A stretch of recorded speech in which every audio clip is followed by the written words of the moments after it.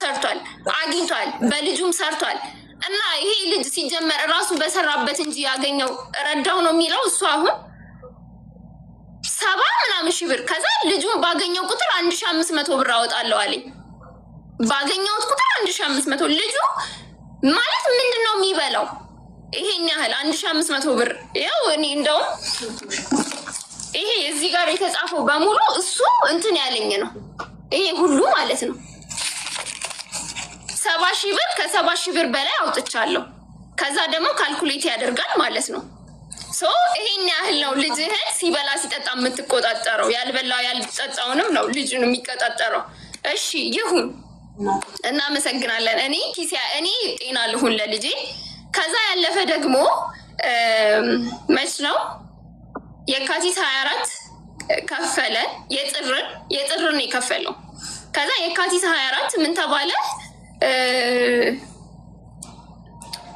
ነገርኳትኝ ለሴትዮዋ ለዳኛዋ ማለት ነው።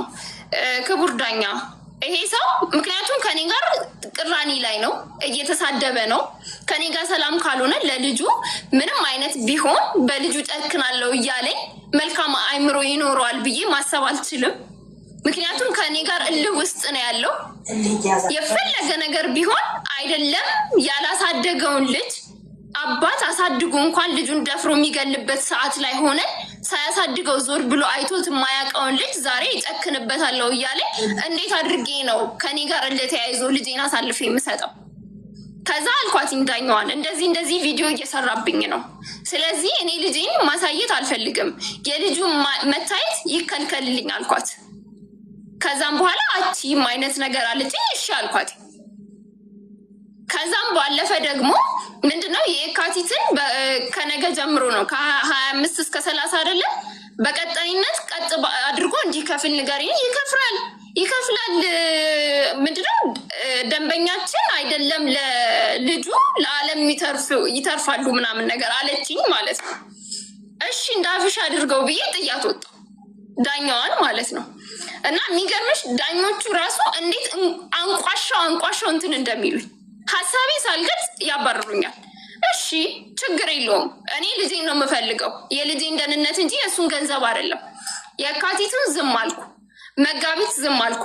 ሚያዝያ ላይ መጥሪያ ደረሰኝ።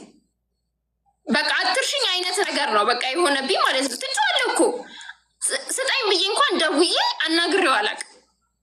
የካቲት አልከፈለም፣ መጋቢት አልከፈለም። ሚያዝያ ሲደርስ መጥሪያ ደረሰኝ። እሺ አልኩኝ። መጥሪያው ምንድነው ይግባኝ። እዚህ ጋር የዘለልሽው ቪዲዮ ስለሰራ 100 ሺህ ብር ካሳ ይክፈለኝ ብለሽዋል። እሱን እኔ ሙሉ ለሙሉ ሰላም ነው የምፈልገው።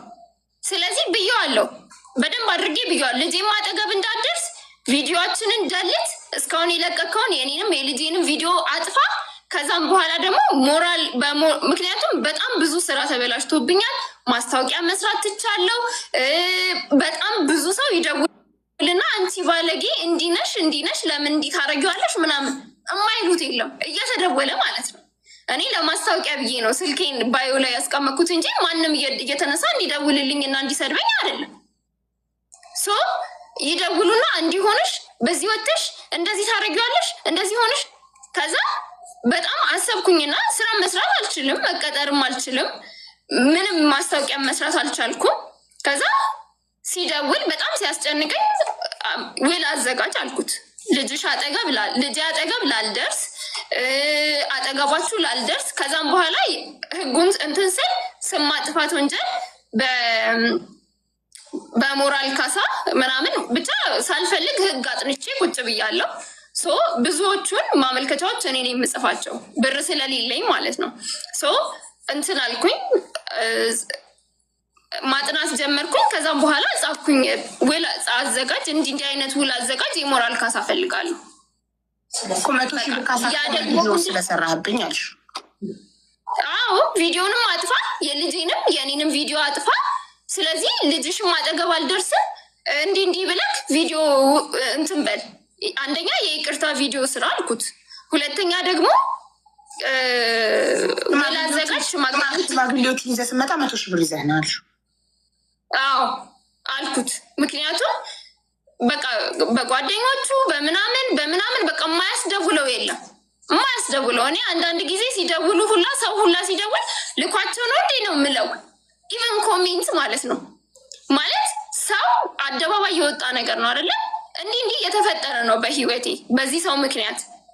ስለዚህ እንዲህ ቢፈጠር አሁንም ቢሆን እላለሁ አንድ ነገር ቢፈጠር በእኔም ሆነ በልጄ እኔ ከሱ ራስ አልወርድም። ሪያሊቲው ማለት ነው። የመጀመሪያ ሰዓት ዩቲዩብ ቪዲዮ ሰርቼ ሁሉም የእሱ እንትን ነው የሚመስሉት፣ ይሳደባሉ ምናምን ነገር። ኢትስ ኦኬ ችግር የለውም። እኔ እኮ በሰው አይደለም የምኖረው በእግዚአብሔር ነው። ከዛም በኋላ ደግሞ እሱ ራሱ በሚለቃቸው ቪዲዮ ዲቦራ ይባል። ከዛ ደግሞ መቼ ነው ሰሞኑን ደግሞ የሆነች ልጅና አባት ምናምን እዚህ እንትን ያልሹ አለ መሰለኝ። በሱ ደግሞ ቁጭ ለእኔ እንትን የተባለ ነው የሚመስለው ማለት ነው ሲሳደብ ምናምን። ኢትስ ኦኬ ኮሜንት ደግሞ አንብቢ። ዲቦራ እንዲናት አይደለም ሌላ ዩቲዩብ ጋር ምናምን ቀርቶ እዚህ ጋር ራሱ ዲቦራ ክፉ ናት እንዲናት። ክፉም ሆንኩ ምንም እኔ ልጄን ለመጠበቅ የማላደርገው ነገር የለም በአጠቃላይ ማለት ነው። ሲቀጥል ያለው ነገር ምንድን ነው? ልጅ አጠገብ አልፈልግም፣ እንዲደርስ አልፈልግም። ምክንያቱም በቀለዋለሁ እያለ እንዲህ ነኝ እያለ እኔ ልጅ አጠገብ ለምን በቀለዋለሁ ያለበት ማስረጃ ካለሽ እኮ በህግ ማሳገር ትችያለሽ። በቀለዋለሁ ህዝብ አለ። ህዝብ ፊት ምንድን ነው ይሄ? እጨክናለሁ፣ በልጁ እጨክናለሁ። እልህ ውስጥ አታስገቡኝ፣ በልጁ እጨክናለሁ ያለበት ማስረጃ አለ ወይም የሰው ምስክር አለ? የሰማ ሰው እንደዛ ሲል የሰው ምስክር አለ። እዚህ ሰፈር ብትመጪ እያንዳንዱን የሚናገሩት ይነግሩሻል ያለውን ነገር ማለት ነው። እዚህ ጋር ቪዲዮ ደቅኖ ነው የሚመጣው ሲጀመር ከታች ጀምሮ ወደ ቤት ሲመጣ። ከዛም በኋላ ደግሞ ደብቆ ሁላ ነው ቪዲዮ የሚቀርጸው ቤት ውስጥ ማለት ነው። በገዛ ቤቴ ቪዲዮ ደብቆ ምናምን ነው። ከዛ ምንድን ነው ሀሳብክ? እንደ አብርሽና እንደ ሩታ እንስራ። እኔ እኮ አሻንጉሊት አይደለሁም። በዛ ነው እኔ እና እሱ ትልቁ እንትናችን ትልቁ ጥላችን እንደ ሩትና እንደ አብርሽ ቪዲዮ እንስራ። እኔ ድራማ ምሰራበት እኮ ቅድም ያልኩሽ ይህንን ነው። ዩቱብ ላይ ይናል ገንዘብ ይገኛል እና እኔ እና አንቺ ለሁለት ከሰራን ውጤታማ እንሆናለን አልኳት እና አብረን እንስራ አልኳት ነበር። ፍላጎት የለኝም እኔ ከሱ ጋር መስራት ፍላጎቱ የለኝም። ይሄን ደግሞ ግልጽ አድርጌ አይደለም ለሱ ጓደኛው ፊት አስቀምጬ ተወኝ እኔ ከኔ ህይወት ራቅ ብዬ አስረግጬ ነግሬዋለሁ። ለሱ ብቻ አይደለም ከጓደኛው አጠገብ ጓደኛውን አስቀምጬ ነግሬያለሁ። እኔ አልፈልግም ከሱ ጋር መታየትም መገናኘትም አልፈልግም። ይሄ ደግሞ መብት አለኝ። መች ነው ያልኩት? መስከረም ነው ያልኩት። አዎ ቅድም እኔ ከሱ ጋር መታየት አልፈልግም፣ ሰዎች ሌላ ነገር ያለን እንዲመስላቸው አልፈልግም። እኔም የራሴ ህይወት አለኝ፣ እሱም የራሱ ህይወት አለው ብለሻል። ይሄ ትክክለኛ መብትሽ ነው። ግን ልጁን እንዳያገኝ የምትፈልጊበትስ ምክንያት ምንድን ነው? ልጁን እንዲያገኝ አልፈልግም። ያ እሱን ደግሞ አንደኛ ነገር ማለት በተደጋጋሚ እናት መናገር ከፈለገች ችግሩን ስቻት መናገር ትችላለች። ቆይ አንዴ ልጨርስ። ልጁን በተደጋጋሚ ጊዜ እጨክንበታለሁ ነው የሚለው። በምን አይነት መንገድ እንደሚጨክንበት አላውቅም። እና ደግሞ የምሰማው ደግሞ በሰፈሬ ደግሞ የምሰማው ታሪክ አለ። ልጆቻቸውን አሳድገው ደክመው ምን ብለው ሴት ልጆች ካሏቸው ደፍረው ስንት ታሪክ እንሰማለን። ከዛ ባለፈ ደግሞ በቅርብ በካናዳ የተፈጠረውን ደግሞ አይተናል፣ ሰምተናል። 2 ልጆቹን አዝናናለሁ ሰላም ነበሩ፣ አዝናናለሁ ብሎ ወሰደ። ከዛ ገደልኳቸው ብሎ ለፖሊስ ደወለ። አዎ ግን የምንሰማውን ታሪክ ሁሉ እኛ ላይ ይደርሳል ብለን የምናስብ ከሆነማ ህይወታችን ይቃወሳል። ማሪ እያንዳንዱ ሰው የተለያየ ባህሪ ነው ያለው። ሜቢ እሱ አሁን ለምሳሌ ልጆች ከሱ ጋር ጊዜ አሳልፎ ሲመጣ ደስተኛ ነው ወይ እንዴት ነው የሚለውን ነገር አጥንተሻል እንጂ ሚዲያ ላይ የምንሰማው ሁሉ እኛ ላይ ይመጣል ካልንማ ተፈራርተን እርስ በርስ ሁሉም ሊለያይ ነው ማለት ነው። እናትና አባት ሊለያይ ነው ማለት ነው። ሀቡዬ ስሚኝ ሀቡዬ፣ እኔ እኮ ከልክዬ አልከለከልኩም። በህግ ተፈቅዶለታል አይደል? ህግ እኮ እሁድ 4 ሰዓት ወስደ 11 ሰዓት መልስ ተብሏል። ሞክሮ አያውቅም። ሲቀጥል ደግሞ ማለት ነው ሌላ መያዝ ያለብሽ ነገር ከዚህ በፊት ልጁን አርብ ወስደ እሁድ መልስልኝ ብዬ ሰጥቼው ግን ሰኞ ሲወስደው ሆምወርክ ሳያሰራው ልጁ በ2 ዓመቱ ትምህርት የጀመረ ህፃን ልጅ ምንም እንኳን ሆምወርክ ሳይሰራ ያለው እውቀቱ ሁሉ ተዛብቶበት በእኔና በሱ አለመስማማት እድገቱ ተዛባ። በብቸኝነቴ በስርዓት አሳድጌው ነበር። እሱ ሲመጣ አይምሮ ተዛባ። ከዛም በኋላ ሆምወርክ አያሰራውም፣ ትምህርት ቤት ያደርሰዋል። ከዛም በኋላ የመጀመሪያ ጊዜ አርብ ወሰደው። በቀጣይ ቀን ምን ያደርጋል? ሰለቸው። ውሰዱ ይባላል እኮ አይደል? ካልተመቸው ዲቦራ እኔ ልጅሽን መውሰድ አልቻልኩም ወይም ደግሞ ልጁን መውሰድ አልቻልኩም፣ ስለዚህ ፕሊስ ዛሬ ተባበሪኝና ውሰጁ ቢለኝ እኔ ልጅ ይደክመኛል። ትምህርት ቃል አስቀረው ማለት ነው። ልጁን አይደለም አርብ ነው እንዲወስድ ያደረግኩትኝ። አርብ ከትምህርት ቤት ወስዶ እሱ ጋር አሳድሮ እንዲመልስልኝ ማለት ነው። ከዛም በኋላ ደግሞ ምን ያደርጋል? ሰው ላከ ትምህርት ቤት። አንደኛ ልጁን ሆምወርክ አያሰራውም እና ትምህርት ቤት መውሰድ ሰልችቶት ትምህርት ቤት አስቀረው። አይደለም ከትምህርት ቤት ነው እንዲያወጣ ያደረግኩት። አርብ እኔ ነው የምወስደው፣ እስከ አርብ እኔ ጋ ነው። ከዛም በኋላ ልጁን ከትምህርት ቤት አውጣ ስለው ሌላ ሰው ላከ። የመጀመሪያ ጊዜ ሄደ በሞራል። ከዛ በቀጣይ ቀን ሂድና ለምን ልጁን አርብ እንደሚወስድ ያውቃል። ከዛ ሰው ይዞ መጣ፣ ሰው እንዲያመጣ ሄዶ ላከ ማለት ነው። ከዛም በኋላ ከሚሶቹ ደወሉ። እኔ ማንንም አላውቅም። ሲጀመር ምንድን ነው ያለው? የባለቤቷ ወንድም ነኝ አለ ልጁ ሄዶ ማለት የባለቤቷ ወንድም ነኝ እንትን ፈልጎት ሄደ። ልጁን ፈልጎ ሄደ። ከዛም በኋላ እንደዛ ሲል አስተማሪዎቹ ደወሉልኝና እንደዚህ ነው ሲሉኝ፣ አይ እኔ ማንንም አላምንም፣ ልጄንም ለማንም እንዳሰጡ፣ ካልፈለገ ይቅር፣ ከዚህ በኋላ ቢመጣ እንዳሰጡብኝ። ምክንያቱም ኃላፊነት ቢኖርበት ልጄን ሰው አይልክም ነበረ። በዚህ በማይታመንበት ዘመን ሂጂና ልጅሽን ውሰጂ ቢለኝ እኔ ሮጥ ብዬ ነው አንድ አፍታ ልጄን የማመጣው። ማንም የደከመው የሰለቸው የለም። ከዛም በኋላ ምን አደረግኩኝ? እህቴን ደወልኩኝና ለምን አስተማሪዎቹ ደውለው ነበረ በሰዓቱ እዛ አካባቢ ስላልነበርኩ ሲደውሉልኝ እህቴ ትመጣለች፣ ስሟ ከሌ ነው፣ መታወቂያዋን ይዛ ትመጣለች፣ ስጡልኝ ልጄን እባካችሁ አልኩኝ። ከዛ እሺ አሉ። ሲስተርም መታወቂያዋን ይዛ ሄዳ ልጄን ይዛ መጣች ማለት ነው። ስለዚህ ላከው ሰው እንዲወስዱ አልፈቀድሽም? አልፈቀድኩም። መታወቂያዋን አሳይታ ወሰደችው።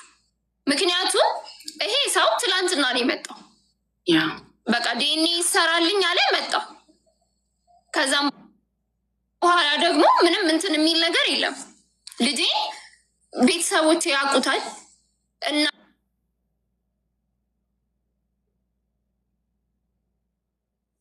እናቴም አባቴም ብሎ ያደገው በእኛ ቤተሰብ ውስጥ ነው። ስለዚህ ማናት ሲባል አክስቴ ናት አለ። መታወቂያዋን አሳየች፣ ወሰደች፣ አለቀ። ሰው ከልጁ ጋር ያለው ነገር ይሄ ነው። ቤት ውስጥም ሲሆን ያው እንዴት እንደሚጠብቀው አላቅም። ልጅሽን ግን አንቺ ከመጣ በኋላ አንቺ ጋር አባትህ ጋር ምን አሳለፍክ፣ እንዴት አረግ ምናምን ስትይው ምንድን ነው የሚል ነገር ይነግረኛል። አነቀኝ፣ እንዲያረገኝ ይለቀኝ። ከዛ ጥሩ የሚያሳልፈው ጊዜ ካለ ይነግረኛል። ግን ደግሞ ገባኝ ማለት ተላፋኝ፣ ተጫወተኝ ነው። አነቀኝ ምንድን እንዴት እንዳደረገ ልንገርሽ። መጣና ልጄ እንዲመተናነቅ ሽጉጥ ምናምን እኔ አላሳየሁትም፣ አያውቅም እንደ አይነት ጨዋታ። ከዛም በኋላ መጥቶ እዚህ ጋር ነው እንደዚህ ያዘኝ። እነዚህ ማለት ቲቱቦይ እንዲህ ነው ያነቀኝ። ማን ያሳየ ብዬ ተቆጣሁት። አይ ቢኒያም እኮ እንደዚህ ያደረገኝና አነቀኝ አለ። ከዛ እንደውም እራሱ ጋር ደወልኩና እንዴት ልጅ ማቃለ ብዬ ሻሻል አይፈልግም ወይስ ያቅፈዋል ይፈልገዋል? አባቱ ሲያይ ልጅሽ በግድ ነው የለመደው። እናቴ ለምነው ምክንያቱም ህፃን ልጅ ብስኩት፣ ከረሜላ ምናምን ወይ ደግሞ የሚፈልገውን ነገር አደርግልሃለሁ ካልሽው እሺ ነው የሚለው ነው አይደለም። በቤት ሲመጣ እየሮጠ ያቅፈዋል ወይንስ እምቢ ይላል? እሱ ጋር ሄድ ሲባል ልጅሽ አባቱ ጋር ሄድ ሲባል እየሮጠ ሄዶ ያቅፈዋል፣ ደስ ይለዋል ወይንስ እምቢ አልፈልግም ይላል? ላይክ ሸሸዋል። አላውቅም። እሱን አሁን እኔ አይደለሁም ማገናኘው፣ እኔ አላገናኘህም ብዬዋለሁ። ከእናቴ ጋር ነው የሚገናኘው። እናቴ ናት። ማዘር ተናገር። ቆይ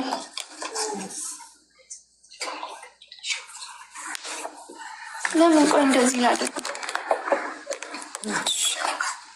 ሰላም ደህና ነሽ? ሰላም ማዘር እንዴት ነሽ? ሰላም ነው ይመስገን። ደህና አለን። እኔ እንኳን ካለኝ ሁኔታዎች በእኔ የመጀመሪያ እንኳን እንደዚህ መቅረብም አልፈልግም። ዛሬ ስለቀረብኩም እንግዲህ ለሚመለከተው ሁሉ ሰላም እላችኋለሁ። መልካም ነው። ሆኖም ሰው እንደዚህ ተወያይቶ ችግር መፍታት መልካም ነው፣ ቆንጆ ነው። አንድ ነገር አለ። እኔ በምን ምኖረውበት የነበረው ከደንበል ጀርባ ነው። ስኖር ጎረቤቶች ይጠሩኛል። ሲጠሩኝ የሆነ የድሃ ድሃ ነኝ እባካችሁን እርዱኝ የሚል ፊልም ቢኒያም ለቋል። ልጁን ታቅፎ ማለት ነው። ነይ ነይ ነይ እስቲ ይሉኛል ጎረቤቶቼ። እሺ እላለሁ። ይህን ፊልም ተመልከች ይሉና ያሳዩኝና እነሱ ሁሉም አንገታቸውን ይደፋሉ። አዘንኩ። ወዲያው የውሃ ሚዲያ ሄጄ ዲቦራም ቢኒያምም ልጁን እንዳያወጡብኝ መናገር አለብኝ። ሁለተኛ ለምን የልጁ ሞግዚት እኔ ነኝ። በታክሲ ሲሄድ ይሄን ታውቂዋለሽ? የውሃ ሚዲያ የሚዲያ ልጅ ኮንትሮባንድ ልጅ ሌላም እየተወራበት እኔ በመሀል ጭንቅ ለልጁ ልብሱን ሁሉ ቀይራለሁ። አንዳንዴ እስቲ በማይታወቅበት ልብስ ይሁን አንዳንዴም እንደው አቃጥለዋለሁ፣ እናደዳለሁ በጣም እና ይህ ሁሉ ሁኔታዎች በእኔና በህፃኑ እያለፈ ተሻግሬያለሁ።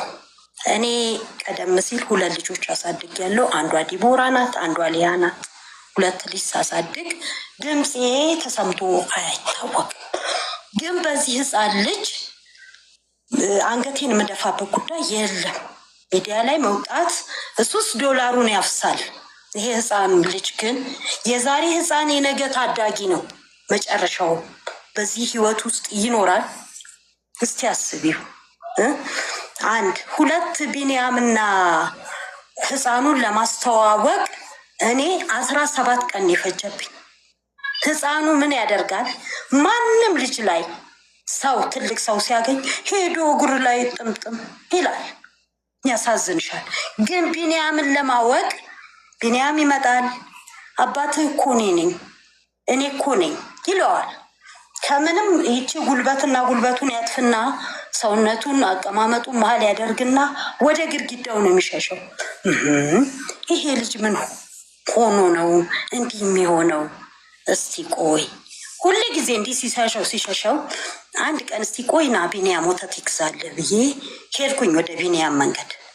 ሲሄድ 3 ሆነው እየመጡ ነው። እስቲ ዛሬ ስጋ ግዛለት ቢኒያም ምናምን አልኩት። እሺ ብሎ ግማሽ ኪሎ ስጋ የተፈጨ ጎድንም እንደዚህ ወደ 800 ብር አወጣ።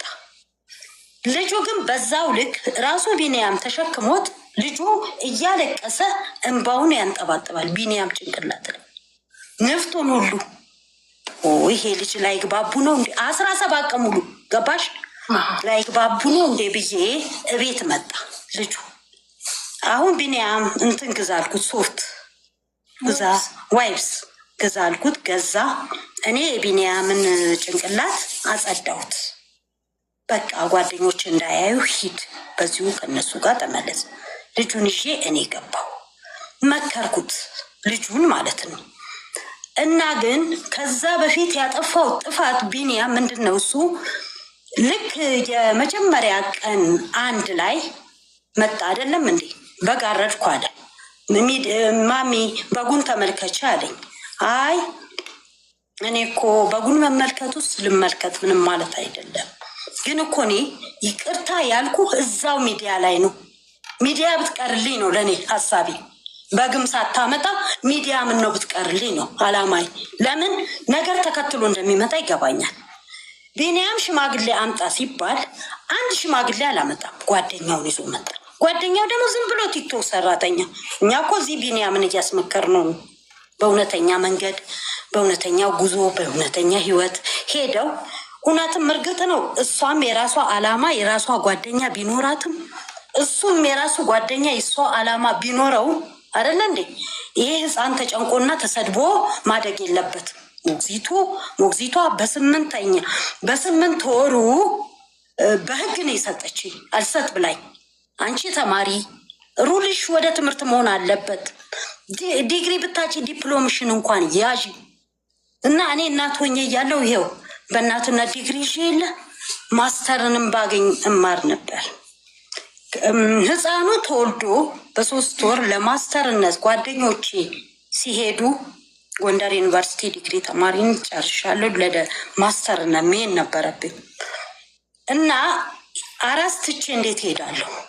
ግራ ተጋባው እና ቆይ ለማንኛውም ልጄ ትበልጥብኛለች፣ ህፃኑም ይበልጥብኛል እና አንድ ቀን ድል አገኛለሁ በማለት ማስተሬን ትቼ ልጄን በስርዓት ይዤ ያው እሷም ቢሆን ወደኋላ አላለችም። አዝላ ተላላኪነት ሰርታ ከተላላኪነት ልጅ አዝላ ማለት ነው። ከተላላኪነት ደግሞ እንደገና ተምራ ይህንን የነርሲንግ ሰርተፍኬት መያ የጀግና ጀግና የጎበዝ ጎበዝ ናት ጊዜ አመንኩባት። በልጄ ደስ እያለኝ ነው ያለሁት። በተወለደውም ህፃን ወደኋላ ልመልስሽና ቢኒያም የሚያስተምረው ከኔ 200 እርምጃ ወይም 200 ሜትር ማለት እኮ ነው። 200 እርምጃ ነው። አባት ነው ብዬ ሄጄ አልጠየኩትም። ለምን መጥቶ አምኗል እንጂ አልካደም። ይሄ የክህደት ልጅ ይሄ በዲኤንኤ የታመነ እንዲባልም አልፈልግም። አባት ነው ብዬ ዞር ብዬ አልጠየኩትም። ቀድሞም መጥቶ አልካደም።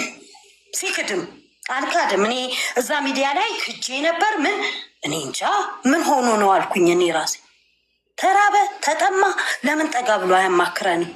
እንረዳዋለን። ይህም አለው የልጄ ባልም አለ። በጣም እንረዳዋለን። ለምንድን ነው እንደሚሆነው ብለን ነው የደነገጥ ነው። ከመጣ ምን ነው ሰላም ቢሰጠ እዛው ምን ነው በይቅርታው በቀረልኝ ነው ልቤ ሀሳቤ። በጉ አለ እውቀት ስለታረደ እንዳለ ፀጉሩ ክስክስ ብሎበት ማንም የበላው የለም። ኧረ በእናትህ አንተው ራስ ከነ ጓደኞች መጣ ገባ እያልክ ብትበላ ነው ደስ የሚል ብዬ እኔ ተለማመጥኩት። እኔ አሁንም ዲቦራንም መለመን አልፈልግም፣ እሱንም መለመን አልፈልግ። እንዳውም እንደኔ ዲቦራ የከሰሰችው አንደኛ ሰላሜን እፈልጋለሁ፣ ሁለተኛ የልጄንም ሰላም እፈልጋለሁ፣ ሶስተኛ አባት ነኝ ብለህ ስለመጣ የዲኤንኤ ምርመራ ስላለ በዛ ብትረዳው ብዬ ነው። እችን አትክሱ። ብዙ ከባድ አይደለም። ልክ እንደ ከባድ ነገር ዲቦራ ከሳኝ ከዚህ ሚዲያ ጠፋው። ኧረ በኢየሱስ አይባልም እኮ ወንድሜ ልጄ። እኔ ልንገርህ ለካሌብ 30 ሺህ ብር እኔ ካሌብ የወጣለት ስሙ እንዴት ነው? እሷም ናቱ ብላለች። 9 ስም አወጣን የመጽሐፍ ቅዱስ ቃል። ከ9ኙም ካሌብ የሚለው ነው የወጣው። ነግሬዋለሁ። እና እኛ ያልነው ካሌብ መከራ አሸናፊ፣ ጥሩ ነገር አድራጊ፣ ድል አድራጊ ሰው ማለት ነው። ካሌብ ማለት ምንም ማለት አይደለም። እና ካሌብ ነው የምንለው ብዬ ነገርኩት። እንዳ ሲወጣ ሲገባ እናቱ ልጁ ግራ እየገባው ዝም እና ቢንያምን ያወቀው በ17ኛ ቀን ነው። በግድ እኔ ለምኜው እንዲች ጣቱን አድርጎ ጠበቀው። ቢንያምን ማለት ነው። ከዛሬ ጀምሮ ቢንያምን ባታከብር የኔ ልጅ መሆን አችልም ብዬ አስጠንቅቄው ጣቱን እንዲቻሹሎ ጠበቀው። ራሱ ቢንያምን በ17ኛ ቀን ምን አይነት ልብ ቢኖረው ነው ብዬ ራሴም ዘገነነኝ። ህፃኑ ወንድ ልጅ ካየ ሄዶ ነው ላፍ የሚያደርገው። እንደገና መስከረም 1 የሆነውን ልንገር። 7 ሰው በተሰበሰበበት እኔ ነኝ አባት አለ። የሚረዳው ልጅ ነው እኮ በጣም ያሳደገውን ልጅ ልደቱን እያከበረ ልብሱን ከህፃናት ልብስ ቤት ተፈልጎ እየተገዛለት በጣም እያሳመረ እያሳደገው ምን የቸገረው ነገር ከጡጦ አቅም ከዚህ ከማቀፊያ አቅም መጀመሪያ ሲወለድ በማቀፊያ ያቀፈውን ልጅ እኔ ነኝ አባቱ ብሎ ቁጭ ይኸው ዛሬ ድረስ ተውልኝ ስላለው እርግፍ አድርጎ ትቶት ያኛው ይኸው ዝም ብለን እየገረምን ነው በቢንያም ያለ ነው እንጂ እየተደሰትን አይደለም። ሰው ቢያንስ ቢበዛ ከመጣ ወዲያ ሰው ሰላም ቢሰጥ ምን አለበት እህቴ? ያኛው ከማቀፊያ ጀምሮ እየገዛ ያሳደገው ምናችሁ ነው? የእህታችን የልጄ የዲቦራ የእህቷ ባለቤት የእህቷ አባል ከዚህ በፊት አባቴ ብሎ አባዬም የሚለው ያንን ነው ያንኛውን ነው። እና በቃ ቢኒያም ደግሞ ከመስከረም 1 ጀምሮ እኔ ነኝ አባት ብሎ ሰውየውን ልጁን ካስደነገጠው በኋላ ለምነው እምቢ አለ። በ17ኛ ቀኑ ነገርኩሽ፣ ራሱ ቢኒያምም ያውቃል። እንዲች ብሎ ጠበቀው ለመታረቅ። እኔ እናት አልሆንህም ቢኒያምን አባቴ ብለህ ካላልከው እኔ እናት አልሆንም። ከዲቦራም ከቢኒያምም እኔን ይመርጣለች እስቲል አሁንም ድረስ ግን በ17 ቀኑ የሚዘገንን ሁኔታ ልጁ እስቲ እዚህ ኮዬ ላይ የፈለገውን ሰው ብቻ ወንድ ይሁን እንጂ ቅፍ ያደርጋል። ያንንም ራሱ ዝግንን ይለኛል። እኔ የውሃ ሚዲያ ሄጄ ሁለቱም ቪዲዮ እንዳይሰሩበት ብዬ ሄጄ በማግስቱ ስመጣ ሄጄ መጣው። ሰዓት እኮ ረፍዷል፣ አጉል ሰዓት ነው የመጣሽው። እኔ እንደመጣው ሳይሆን የምትመክሩልኝ ሁለቱንም አልኩኝ። እኔ ለእሷም ለሱም አልፈለጉ የምትመክሩልኝ ቪዲዮ ላይ እንዳይወጣ ይሄ ህፃን የዛሬ ታዳጊ ቢሆን ነገ ዛሬ ህፃን ቢሆን ነገ ታዳጊ ነው። ይህ ሰው ትልቅ ቦታ ይደርሳል። በ2 ዓመት ከ3 ወሩ ትምህርት ቤት ያስገባሁት እኔ እናቱ ነኝ። አዝያው ሸፍኛው ነው የምወስደው ደብቄው። ከዛ ትምህርት ቤት ላስመዘግበው እንኳን ሲሄድ ዳይሬክተሩ ፊት ልቀቁኝ አለ። ለምንድን ነው የምታዝልኝ? ገብቼ ነው የምማረው። ልጁ እንደዚህ አለ ብለው ገርሟቸው መዘገቡልኝ። አሁንም እዚህ ኬኛ አካዳሚ ነው የሚማረው። በጣም ጠንቃቃ ናቸው። በጣም አመሰግናቸዋለሁ። እግዚአብሔር ይስጣቸው፣ የተባረኩ ይሁኑ። ሰው የሚያውቁት ሰው ለህፃን ልጅ አይሰጡም አሳልፈው። እና የዲቦራና የቢኒያም ኮዬ ላይ አለ እኔና ዲቦራ ሆነን ልጃችንን እንደ ፍቅረኛ መካከል ላይ አርገን እንዙር ነው። በቃ ችግሩ ይሄ ነው። የቢኒያም መዞር ቀልድ ነው እንዴ? እሱ እንግዲህ እዛ መሀል ሲቀርጽ ለመዋል ነው። ለምን የመጀመሪያ ጥሩ ብር አስገኝቶ ዳሎል ኢንተርቴንመንት ብዙ ብር አስገኝተዋለች። ሁለተኛው ደግሞ ርዕሱ ይሄ ነው። ሆኖ እንግዲህ በአንዴ ወይ መኪና መግዛት ይሆናል ወይ ቤት መግዛት ይሆናል። ሁሉም አላፊ ጠፊ ነው፣ ከንቱ ነው። ግን ከንቱ ያልሆነው ምን የሰው ልጅ ህይወት፣ የዚህ ህፃን ልጅ ህይወት። እኔ ወደ ይቅርታ አድርግልኝ የውሃ ሚዲያይን ተናገሬ ስመጣ እሱ በማግስቱ እንትን ላይ ባጃጅ መሳፈሪያ ላይ ተገናኘ። እሱ ሌላ ሰው ነው የሚጠብቀው እና ገጠመኝ ሆኖ ማውራት መጫወትም አመጣንና ረጅም ወሬ እያወራን ግን አለ ልጁን ላይ እልህ ታስይዙኛላችሁ ወይ አባት ሆኖ እልህ ታስይዙኛላችሁ የሚል ሰው መጣ። በግልጹ እንደዚህም አላልኩትም። ውስጤ ተብሰለሰለ። ልጁን ሳይ አለቀስኩ። ለምን እኔ ነኝ እሱ ጋር አባዬ ካላልክ አለቅህም፣ እኔ እናት አልሆንህም ብዬ በሚገባ ለመታረቅ ጣቱን አሹሉ የሄደው የኔን ቃል ፈልጎ ነው። ህፃኑ እልህ ታስይዙኛላችሁ። አባት ከመቼ ወዲያ ነው እልህ የሚይዘው ህፃን ልጅ ላይ? እንደገና ዲቦራ በዚች በ3ቱ ቃል ስትከሰው ልጄን አክብር፣ እኔንም አክብር፣ ለልጁ እርዳ ነው፣ ሌላ ነገር የለም። 15,000 ብር